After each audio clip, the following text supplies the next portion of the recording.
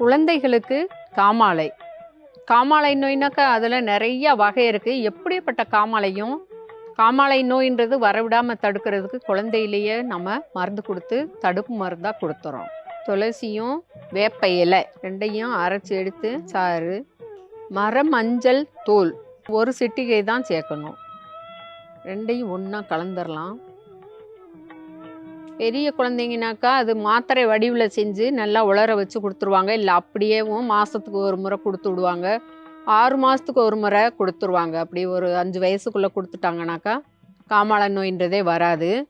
ஆட்டுப்பால் அல்லது நாட்டு மாட்டுப்பால் எப்படி நல்லா கலந்துட்டு உள்ளுக்குள்ளே கொடுத்து விட்றோம். உள்ளுக்குள்ளே கொடுத்துட்டிங்கனாக்கா நல்லா சொட்டு சொட்டாக கசப்பாக இருக்கும். கொடுத்துட்டு கடைசி நேரத்தில் கூட குழந்தைங்க வாந்தி எடுக்காமல் இருக்கிறதுக்கு தேனை தொட்டு நம்ம விரலில் வச்சு சப்ப விடணும். அதை தேன் கூட கலக்க வேண்டாம், ஃபுல்லாகவே கசப்பாக தான் இருக்கும். அதனால பால் கலந்துருக்கிறதுனால மருந்து கொடுத்துட்டு தேன் தொட்டு விரலில் சப்பி சுவைச்சு சாப்பிட விடுங்க. காமாலை நோய் அப்படின்றதே வராது.